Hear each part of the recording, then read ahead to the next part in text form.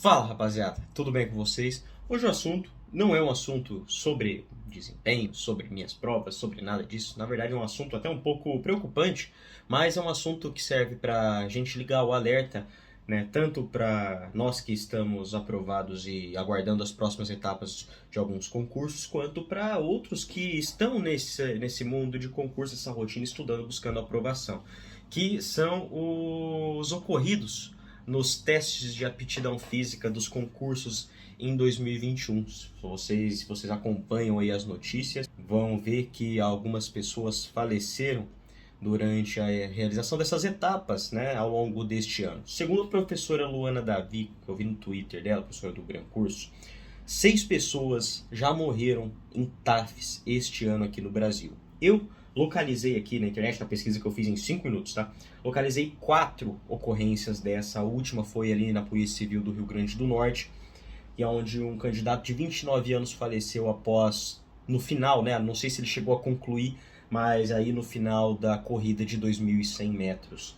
E o que eu quero dizer aqui, eu não vou deliberar sobre a causa da morte e o que aconteceu para essas pessoas terem falecido, até porque primeiro, eu não pesquisei a fundo o que aconteceu. Segundo, eu não sei se nem mesmo se divulgaram mais detalhes sobre a causa da morte, né?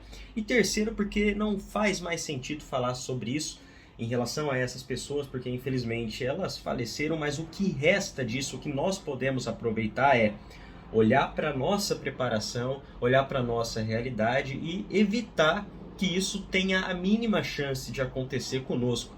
E aí você pode achar que eu sou um pouco exagerado ao falar isso, e eu discordo diametralmente disso, porque todos nós estamos sujeitos a tudo, tá? Primeiro, para começo de conversa, absolutamente tudo pode acontecer com a gente, absolutamente tudo pode dar errado, e as coisas dão errado, né? Muitas coisas dão certas, mas elas dão errado também, elas podem dar errado. E eu imagino algumas coisas que podem ter levado essas coisas a acontecerem.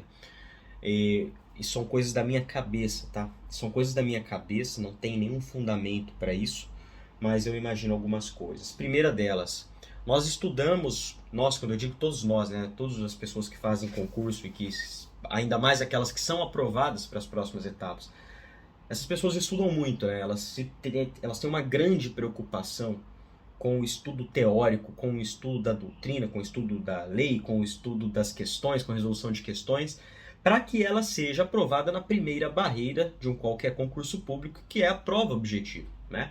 Então, a maioria dessas pessoas, a rotina principal delas é isso daqui, é ficar aqui da forma que eu estou agora, sentado com o computador aqui, com livros aqui, né? Estudando, resolvendo questões, fazendo coisa. Então é uma vida, é uma rotina onde você passa muito tempo do seu dia sentado, sedentário, tá? Junto a isso, muitas dessas pessoas, a maioria, assim como eu, elas trabalham durante o dia também.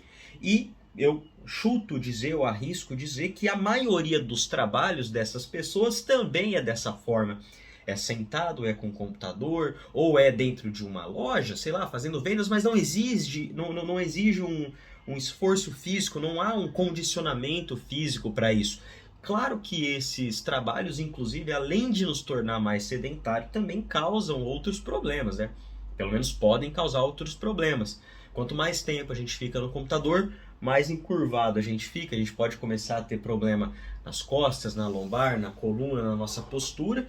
E então não só o sedentarismo nos acomete, né, se a gente não cuidar disso, mas também outros problemas que podem começar a aparecer a médio e longo prazo. Por isso é importante você ter atenção às condições tanto de estudo seu, né, e de trabalho também. Eu, por exemplo, também trabalho o dia todo sentado, e absolutamente sentado, sem fazer qualquer movimento que exija um esforço físico maior do que mexer os dedos. Inclusive, isso também pode dar problema a longo prazo, né? Pegar uma lera aí, não sei, alguma coisa. Mas o fato é que às vezes a gente esquece de que nós temos que cuidar de outros aspectos também, e não podemos deixar para cuidar desses aspectos de condicionamento físico somente quando nós formos aprovados nas provas objetivas e passando para as próximas etapas. Eu estou falando isso não como se eu estivesse fazendo o correto. Na verdade, essas notícias que aconteceram nos últimos tempos começaram a me alertar ainda mais sobre essa necessidade. Há muito tempo eu não tenho uma rotina para ir para a academia, por exemplo, e faz alguns meses que eu não consigo seguir essa regularidade, né, de todo dia, pelo menos de segunda a sexta ou de segunda a sábado, para treinar, para manter o nosso corpo ativo. E isso invariavelmente prejudica muito o seu condicionamento físico. Mas não seria um problema tão grande se isso só prejudicasse o seu condicionamento físico, porque depois você volta com os treinos, até com o acompanhamento, e recupera. Porque se você já fazia algo antes e perdeu essa capacidade por questões, por fatores externos, né, você consegue com mais facilidade, na maioria das vezes, retornar àquela condição anterior. O grande problema é quando esse sedentarismo ou essa quebra da rotina, esse abandono da rotina, te traz problemas e te coloca em uma condição onde já é muito difícil você retornar para a condição anterior, ou até mesmo mascara problemas que você desenvolve, certo? E aí o que acontece? Quando você é aprovado nessas etapas, você chega lá no local já com não só uma pressão do próprio concurso, mas você chega com uma pressão psicológica muito grande também. Porque veja, você passou em todas as etapas anteriores, né? Você já fez a prova, você estudou tanto a prova objetiva. Você vai chegar ali, você está vendo que não vai conseguir chegar no final da corrida. Você fala, cara, eu não vou desistir, isso aqui não vai acontecer, e você força o seu corpo ao máximo com o objetivo de conseguir completar os 2.100 metros ou 2.350 metros no tempo determinado.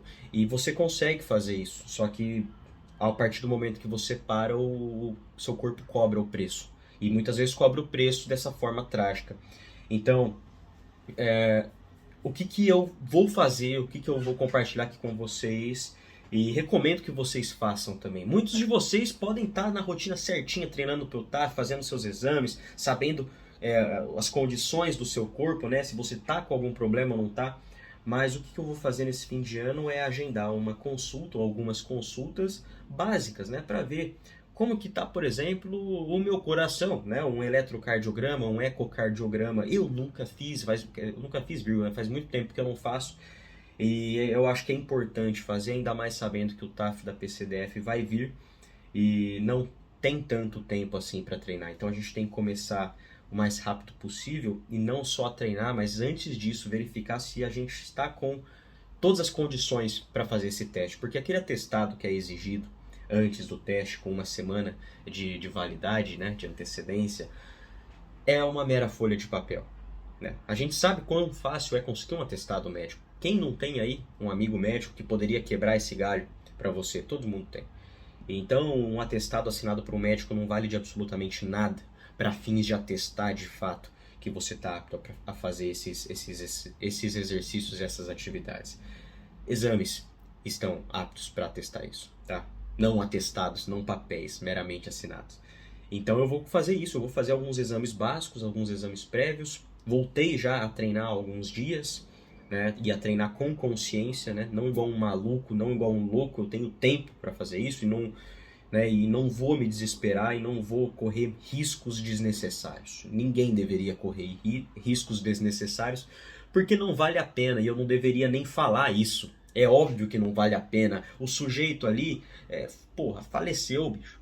Não vale a pena, entendeu? Não vale a pena. Nenhuma prova vale a pena, nenhum acontecimento vale a pena você se submeter a isso. Ainda mais quando você vai para essas situações sem ao menos saber se você está minimamente apto para isso, certo? É claro, existem responsabilidades tanto do candidato, mas ao meu ver também do Estado, tá? Do Estado, traduzido ali na banca que está aplicando o concurso, na banca que está gerenciando ali aquela atividade. Se você verificar no vídeo, demorou alguns segundos para o sujeito ser atendido após ele cair. E isso é muito grave, porque isso deveria ser um atendimento, ao meu ver, de prontidão. O sujeito, no menor indício de que algo estava errado, os paramédicos, os socorristas deveriam estar atentos, né, para já iniciar imediatamente o procedimento. Tanto é que ele foi levado ao hospital e veio a falecer algum tempo depois, mas no mesmo dia. Não que naquela situação poderia algo ter sido diferente, eu não sei também. Mas existem outras situações que um atendimento imediato pode ajudar a reverter algumas sequelas. E isso não aconteceu, é só vocês verem o vídeo. Isso é muito triste, Tratou-se de um caso que o cara só tá cansado e caiu ali antes de terminar a prova. E vai lá andando, olha como é que tá, daí depois vê que o sujeito não tá respirando ou tá passando mal, e aí sim se tomam as medidas cabíveis. Isso é um absurdo, é de uma irresponsabilidade sem tamanho. Tá, então existe um projeto de lei, se eu não me engano, que busca regulamentar padrões mínimos de segurança para os TAFs no Brasil. Esse projeto ainda não passou, está em tramitação. Não sei qual que é a atual situação dele, mas eu acho que exige sim uma atenção maior nessas atividades. Porque um concurso pega gente de todo tipo, né? Pega gente onde você não sabe quais condições cada um tem de particular, né? Então, você pode pegar uma pessoa... Não há uma homogeneidade, né, de pessoas e condições dessas pessoas. Então, você tem que ter um cuidado maior, ao meu ver. Talvez exigir exames médicos antes da realização do TAF, inclusive com o resultado dessa fase antes da realização do TAF. Ou talvez exigir exames preliminares para fins do TAF. Talvez seria uma saída. Torna mais burocrático o concurso? Torna sim, mas não há burocracia que não valha as 6 vidas, por exemplo, que foram perdidas nesse ano por causa disso. Seja erro do candidato, seja negligência do candidato, seja negligência da banca, não importa. São fatos, né, os falecimentos, que se sobrepõem a qualquer uma dessas situações, ao meu ver. Então existem formas de ser melhoradas, fica aí a dica para vocês, né, a recomendação: façam exames preliminares aí antes de você ir para o TAF. Continuem treinando, né, treinando dentro das suas possibilidades. O concurso não é amanhã, é daqui a alguns meses, daqui 7 meses mais ou menos o TAF. Então dá tempo. Ontem mesmo eu fui para academia, botei lá uma velocidade fixa, corri os 2.350 metros, que é o mínimo exigido, deu um determinado tempo, acima dos 12 minutos, obviamente. Hoje vou treinar mais uma vez, tentar baixar um pouco mais esse tempo, né? Mas sem fazer loucura, porque também não adianta eu me lesionar ou até mesmo acontecer algo pior antes do TAF, né? Não adianta acontecer lá, não adianta acontecer antes também. Mas com saúde não se brinca, né?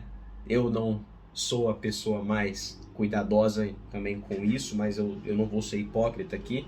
Mas essas coisas ajudam a gente a reconhecer que algumas coisas a gente tem que dar uma importância maior do que a gente não está dando, né? Então façam exames prévios, treinem, tá? Treinem, façam corridas, você não precisa bater o tempo logo no primeiro treino.